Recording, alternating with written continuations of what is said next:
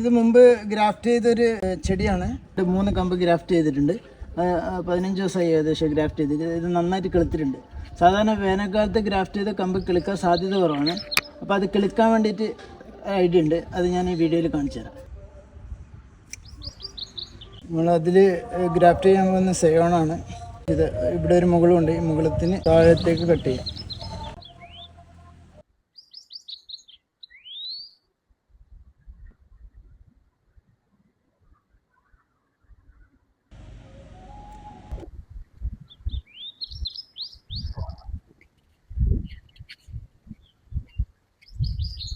ഇതിപ്പോൾ നമ്മൾ സാധാരണ ഗ്രാഫ്റ്റ് ചെയ്യുമ്പോൾ തന്നെ ആദ്യം സയോണ ആപ്പ് ലെവലിൽ കട്ട് ചെയ്യുക. അതിനുശേഷം റൂട്ട് സ്റ്റോക്കിന് ചെറിയ കീറിടുക.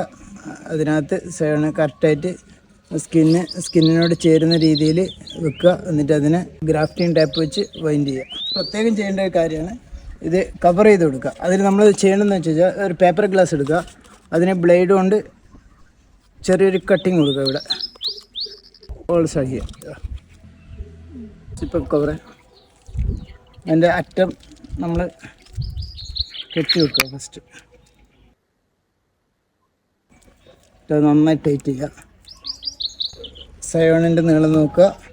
സയോണിൻ്റെ നീളം നോക്കിയിട്ട് അതിൻ്റെ നീളത്തിനായിട്ട് 1 ഇഞ്ച് കടത്തി സിപ്പ് കവർ കട്ട് ചെയ്യുക.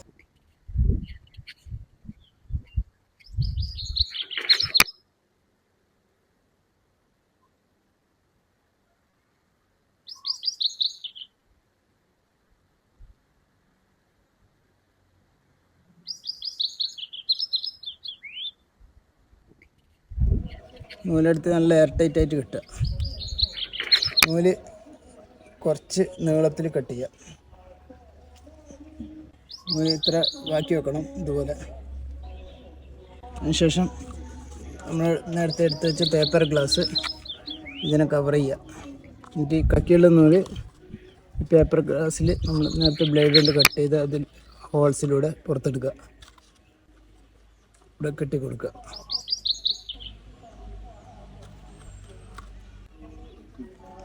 അപ്പോൾ ഏത് വേനൽക്കാലത്ത് ചെയ്താലും ഇതിപ്പോൾ നമ്മൾ ഡയറക്റ്റ് സൂര്യപ്രകാശം ഉള്ളിടത്ത് വെച്ച് കഴിഞ്ഞാലും പ്രശ്നമില്ല.